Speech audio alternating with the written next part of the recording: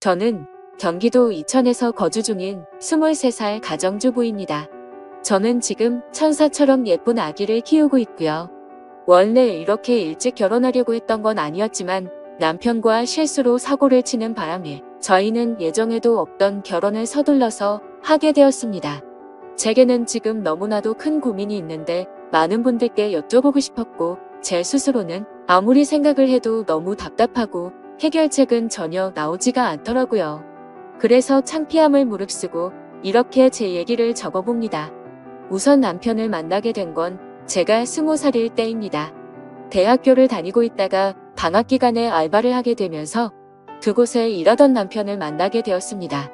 제 남편은 저보다 7살이 많았고 나이 차이가 많기는 하지만 워낙에 동안인데다가 훈훈하게 잘생겨서 나이 정도는 문제가 되지 않았습니다. 아무쪼록 제가 알바를 시작한 첫날부터 저에게 친근하게 다가와서 무거운 용품을 내려준다거나 하면서 너무 친절하게 대해주더라고요. 저는 학창시절 때부터 알바 경험이 전혀 없었기 때문에 너무 긴장한 상태였고 모든 게 낯설어서 당황하고 있는데 제게 친절하게 대해주니까 많은 의지가 되더라고요. 첫 만남부터 좋은 인상이었던 남편을 호감을 갖고 지켜봤습니다. 그렇게 시간은 흘렀고 평소와 다르지 않게 알바를 끝마치고 저는 방학 기간이 끝나가서 이제 단기 알바를 끝내야 할 때가 다가왔습니다. 사장님에게 말씀을 드렸고 제 마지막 출근날 회식을 하게 되었습니다. 남편은 그날따라 제 옆자리에 앉더니 제게 적극적으로 말도 걸더라고요. 일이 힘들지는 않았냐는 둥 앞으로 못 봐서 아쉽다는 둥 그동안 말수는 많이 없었기에 뭔가 평소와는 다르구나란 걸 쉽게 알아차렸죠. 그렇게 평상시에는 하지 않던 말들을 많이 나누었고 회식이 다 끝나고 나서는 같은 방향이라 저를 데려다 준다면서 같이 가자고 하더라고요. 사실 저도 내심 아쉬운 마음도 있었고 이렇게 적극적인 걸 봐서는 왠지 고백을 하지 않을까 하는 마음으로 같이 집으로 향했습니다. 그런데 참 수줍음이 많은 남자인지 한참을 망설이더라고요. 말을 하려다 말고를 수차례 반복하더니 집 앞에 저를 내려주고서 앞으로도 연락해도 되겠냐면서 어렵게 물어보더라고요. 저는 그 모습이 너무 귀엽게 느껴졌고 당연히 연락해도 된다고 했습니다. 저희는 그날 이후로 평상시에도 매일같이 썸을 타면서 연락을 주고받았고 데이트를 세 번째 되는 날 남편의 고백으로 교제를 시작하게 되었습니다.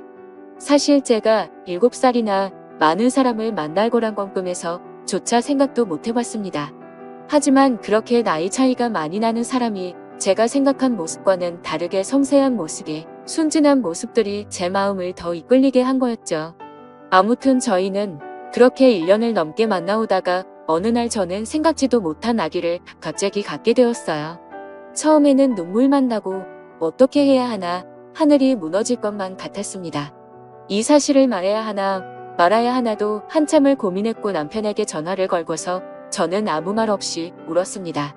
남편은 제가 대뜸 울면서 아무 말을 안 하니까 깜짝 놀래서 무슨 일 있냐면서 물어보더라고요.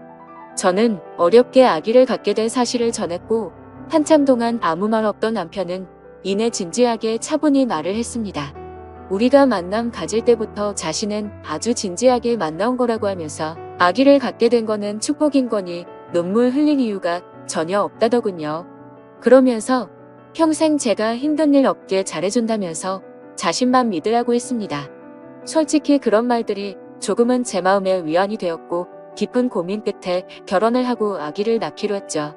그렇게 저희는 제 배가 더 불러오기 전에 이것저것 따질 겨를도 없이 양가 부모님께 인사를 드리고서 급하게 결혼을 준비하고 결혼식을 올리게 되었습니다. 그때는 시아버지가 너무 점잖으셨고 웃음도 인자하셨다고 생각했는데 지금은 그런 모습들이 너무 이중인격자 같았고 생각만 해도 구역질이 나올 정도로 화가 치미네요. 지금 생각하면 뭐든지 급하게 서두르다 보면 꼭 문제가 생긴다라는 말에는 틀린 말이 하나도 없는 것 같아요. 평생을 함께해야 하는 결혼인데 더 꼼꼼히 따져보고 신중하게 생각했다면 지금처럼 이런 고민들이 없지 않았을까 싶고요.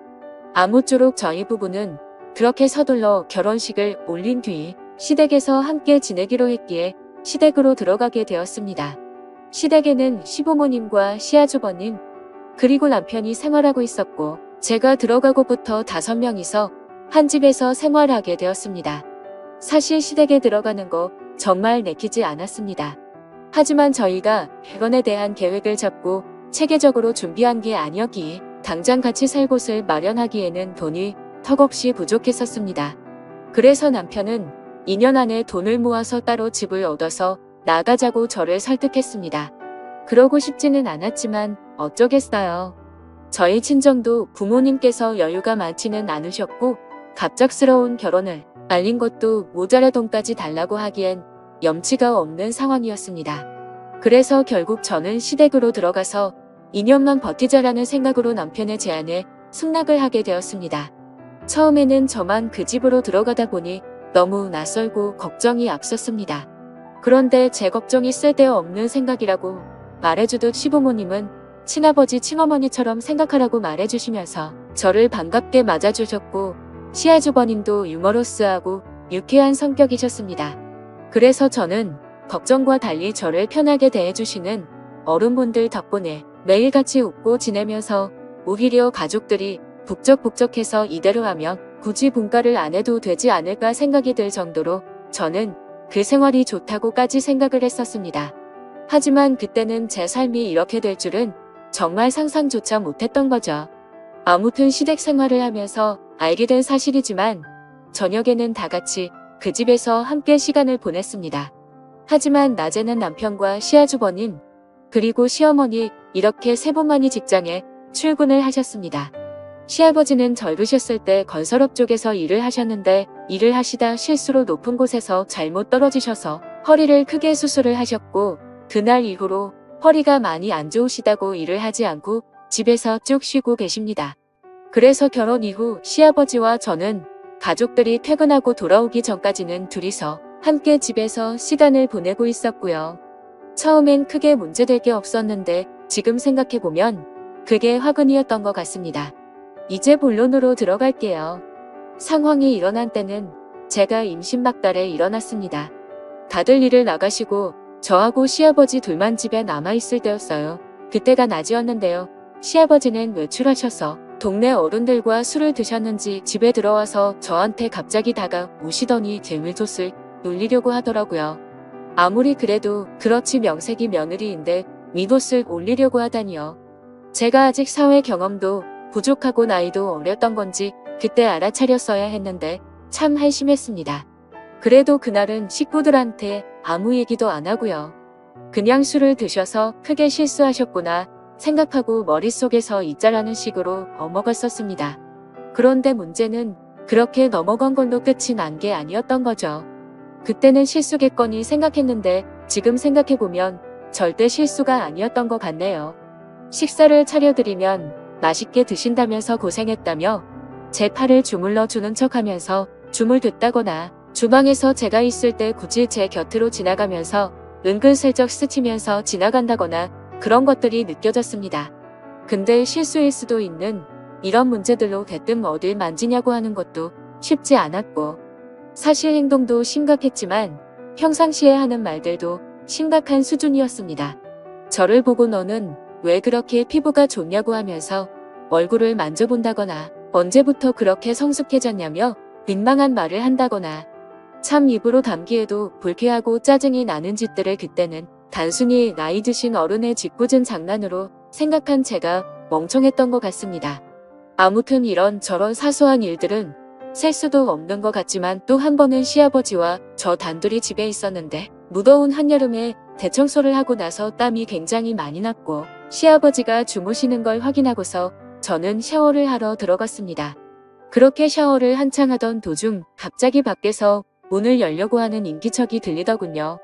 그래서 저는 다급히 시아버님께 저 지금 샤워하고 있다고 대답을 했습니다. 그런데 본인도 너무 더워서 당장 샤워를 해야겠다고 문을 좀 열어보라는 겁니다. 정말 소름이 쫙 끼치더라고요. 너무 불쾌해서 당장 옷을 껴입고 나갔더니 갑자기 밖에 나갔다 온다더니 휙 나가버리더라고요. 그렇게 그 일이 있고 나서 지내던 중 아기를 낳고 얼마 안 있어서 일이 크게 터지고 말았어요. 다들 일 나가고 아침에 제가 아기에게 모유를 주고 있었습니다.